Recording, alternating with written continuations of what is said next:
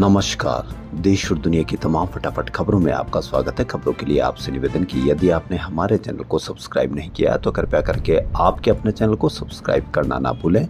आप सब्सक्राइब करते हैं तो हमें हिम्मत होती है सही और सच्ची खबरें आप तक पहुंचाने की, वरना मीडिया में कोई व्यक्ति किस रूप में मारा गया है और उसको मीडिया में किस रूप में दिखाया गया है, इसकी भी हम आज आपको एक तस्वीर दिखाएंगे। तो क्या है आज की बड़ी खबरें? बड़ी खबरें आप सब्सक्राइब कर लें। सब्सक्राइब करते हैं तो हमें हिम्मत होती है सही और सच्ची खबरें आप तक पहुंचाने की। जी हां, तो क्या है आज की बड़ी खबरें? कांग्रेस नेता राहुल गांधी आज लखनऊ की एसीजीएम 3 कोर्ट में पेश नहीं हुए। उनके वकील प्रांशु अग्रवाल की ओर से अदालत में एक अर्जी दाखिल कर पेशी से छूट मांगी गई, जिसे कोर्ट ने स्वीकार करते हुए अगली तारीख 4 जून दे दी है। राहुल गांधी इस समय लोकसभा में नेता प्रतिपक्ष और रायबरेली से सांसद है। उन्होंने अर्जी में लिखा, हाल ही में जम्मू कश्मीर के पहलगाम में 26 भारतीय पर्यटकों पर हुए आतंकी हमले के बाद भारत पाकिस्तान के बीच उपजे तनाव के चलते वे लगातार उच्च स्तरीय बैठकों में व्यस्त है। उनके अधिवक्ता मोहम्मद यासिर अब्बासी के पिता को 5 और 15 मई को 2 बार दिल का दौरा पड़ा। वे केजीएमयू में भर्ती है, जिससे वकील व्यक्तिगत रूप से भी व्यस्त है। अर्जी में कहा गया है कि राहुल गांधी कोर्ट का सम्मान करते हैं, जानबूझकर पेशी से नहीं बच रहे। वह अपनी तरफ से कोर्ट में विधिवत वकील के माध्यम से प्रतिनिधित्व करवा रहे हैं। एसीजीएम 3 कोर्ट लखनऊ ने याचिका को स्वीकार करते हुए सुनवाई की अगली तारीख 4 जून 2025 तय की है। इस तारीख को राहुल गांधी की व्यक्तिगत पेशी अपेक्षित है। अमेरिका राष्ट्रपति डोनाल्ड ट्रंप एक बार फिर उन्होंने दावा किया कि उन्होंने भारत और पाकिस्तान के बीच युद्ध रोकने में बड़ी भूमिका निभाई थी। कई बार वह उल्टे सीधे बयान देते हैं, इससे भारत के साथ साथ उनकी खुद की भी छवि पर कितना असर पड़ता है, इस पर भी आप अवश्य कमेंट करके बताएं। उन्होंने कहा कि दोनों देशों के बीच तनाव इतना बढ़ गया था कि वे परमाणु जंग के बहुत करीब पहुंच गए थे। ट्रंप ने शुक्रवार को फॉक्स न्यूज को दिए इंटरव्यू में ये बात कही। उन्होंने कहा कि हालात बहुत गंभीर हो गए थे। अगला कदम क्या होता आप जानते हैं, एन वर्ड यानी न्यूक्लियर वॉर। विदेश नीति की सफलताओं पर ट्रंप ने कहा कि भारत पाकिस्तान जंग को रोकना उनकी सबसे बड़ी सफलताओं में से एक है। हालांकि उन्हें इसका क्रेडिट नहीं मिला। ट्रंप ने कहा कि उन्होंने दोनों देशों को जंग रोकने के बदले उनके साथ ट्रेड करने का प्रस्ताव रखा था। अब मैं बिजनेस का इस्तेमाल हिसाब चुकता करने और शांति स्थापित करने के लिए कर रहा हूँ। अमेरिकी राष्ट्रपति डोनाल्ड ट्रंप ने फॉक्स न्यूज पर ही शुक्रवार को दावा किया कि भारत अमेरिकी चीजों पर 100% टैरिफ में कटौती करने के लिए तैयार है। ट्रंप ने कहा कि भारत और अमेरिका के बीच एक ट्रेड डील होने वाली है, वह इसमें कोई जल्दबाजी नहीं करने जा रहे। झारखंड के Birsa institute of technology Sindri में 12-13 मई की रात रिगिंग का मामला हिंसा में बदल गया। पुलिस के अनुसार दूसरे और तीसरे वर्ष के कई छात्रों ने प्रथम वर्ष के विद्यार्थियों पे लाठियों, लोहे के रॉड, हथौड़े और अन्य हथियारों से हमला कर दिया। 12 मई को संस्थान में फ्रेशर्स प्रोग्राम था। उसी दिन मुख्य द्वार पर प्रथम वर्ष और तृतीय वर्ष के छात्रों के बीच कहासुनी हो गई। रात करीब 9 बजे जब कुछ जूनियर छात्र कैंपस के मुख्य गेट से अंदर घुसे तो तनाव और बढ़ गया। सीनियर्स द्वारा बनाए गए नियमों के अनुसार प्रथम वर्ष के छात्र मुख्य गेट का इस्तेमाल नहीं कर सकते थे।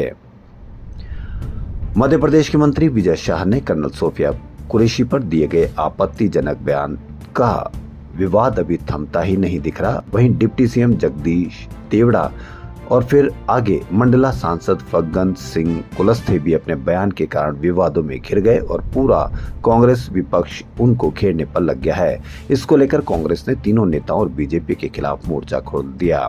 इंदौर में कांग्रेस ने बयानों के विरोध में प्रधानमंत्री नरेंद्र मोदी के पोस्टर पर मुंह पर ताला लगाकर और आंखों पर काली पट्टी बांधकर प्रदर्शन किया। वहीं रतलाम में महिला कांग्रेस ने मंत्री विजय शाह की फोटो पर चूड़ियों का हार पहनाया और डिप्टी सीएम जगदीश देवड़ा का पोस्टर जलाया। इसी तरह उज्जैन, मंदसौर, शिवपुरी, रतलाम, उमरिया, श्योपुर में भी कांग्रेस और महिला कांग्रेस ने देवड़ा और विजय शाह के पोते जलाकर कार्रवाई की मांग की। भोपाल में कांग्रेस मुख्यालय में शनिवार को पूर्व सैनिकों की बैठक हुई। इस दौरान रिटायर्ड मेजर जनरल श्याम सुंदर श्रीवास्तव ने कहा कि भले ही सेना कुछ नहीं कर सकती, लेकिन बतौर पूर्व सैनिक ऐसे बयानों से हमें भी आघात पहुंचा है।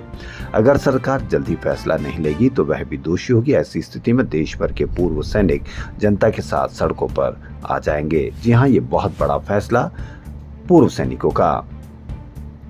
रीवा के मनगावा से भाजपा विधायक नरेंद्र प्रजापति ने दावा किया कि भारत ने यूनाइटेड नेशन के आदेश के चलते सीज फायर किया है। जी हां, एक और बयान। विधायक तिरंगा यात्रा के बाद मंच से जनता को संबोधित कर रहे थे। बता दें कि भारत पाकिस्तान के बीच 4 दिन बॉर्डर पार ड्रोन और मिसाइल हमलों के बाद संघर्ष को खत्म करने के लिए 10 मई को एक समझौते पर पहुंचे थे। पाकिस्तान के डीजीएमओ ने भारत के डीजीएमओ को फोन कर सीमा पर सीज फायर की गुजारिश की थी, जिसके बाद दोनों देशों की आपसी सहमति से सीज फायर पर मोहर लगाई गई थी। पूरे मामले को लेकर भाजपा की तरफ से दावा किया गया था कि भारत ने संयुक्त राष्ट्र या फिर अन्य दूसरे देश के दबाव में आकर इस तरह का कोई निर्णय नहीं किया है, बल्कि भारत ने यह निर्णय खुद किया है। अब अपने इस बयान से भाजपा विधायक नरेंद्र प्रजापति ने अपने ही सरकार और पार्टी पर सवाल खड़े कर दिए हैं, जिसमें ये कहा गया था कि भारत ट्रंप और अमेरिका के दबाव के चलते कोई निर्णय नहीं कर रहा, बल्कि भारत पूरी तरह से स्वतंत्र होकर आतंकवाद का जवाब दे रहा है। केंद्र सरकार ने ऑपरेशन सिंदूर और सीमा पर आतंकवाद के खिलाफ भारत का रुख बताने के लिए सर्वदलीय सांसदों के 7 डेलीगेशन बनाए। ये डेलीगेशन दुनिया के बड़े देशों, खासकर संयुक्त राष्ट्र सुरक्षा परिषद के सदस्य देशों का दौरा करेंगे। संसदीय कार्य मंत्रालय ने शनिवार को डेलीगेशन को लीड करने वाले सांसदों के नाम जारी किए। इसमें कांग्रेस से एकमात्र सांसद शशि थरूर का नाम शामिल है। अब कांग्रेस ने कहा है कि उसने केंद्र को थरूर का नाम नहीं दिया था।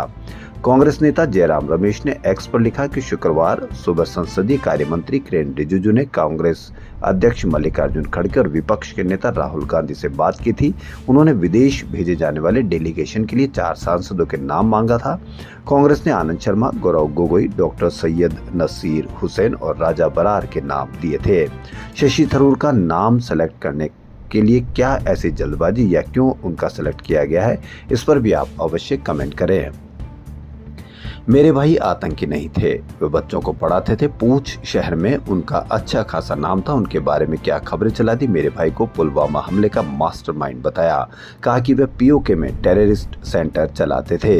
न्यूज चैनल वालों ने कहीं से भी किसी का फोटो उठाकर चला देंगे क्या?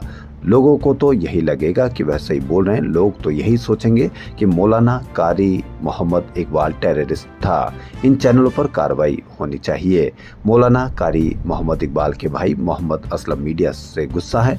मोहम्मद इकबाल कश्मीर के पूंछ में जामिया जिया उल अलूम नाम के मदरसे में पढ़ाते थे। 7 मई को पाकिस्तान की तरफ से हुई शेलिंग में उनकी मौत हो गई। मौत की खबर नेशनल मीडिया में चली, लेकिन पूरी तरह से गलत। जी हाँ, अब आपको हम बता देते कि किस तरह से मीडिया ने गलत खबर चलाई। यह उनके भाई का कहना है। सबसे बड़ी कामयाबी तब मिली, एक मीडिया चैनल ने चलाया कि सबसे बड़ी कामयाबी तब मिली जब पीओके में आतंकी फैक्ट्री चलाने वाले कारी मोहम्मद इकबाल के मारे जाने की खबर आई। हम आपको उन चैनलों के नाम नहीं बता रहे, लेकिन उन खबरों को किस तरह से तोड़ मरोड़ कर पेश किया गया, कहीं कोई खोज खबर नहीं, उनके बारे में ऐसी कोई खबर नहीं जिनकी वजह से वह इनको आतंकवादी और बहुत बड़ी फैक्ट्री चलाने वाले कहे।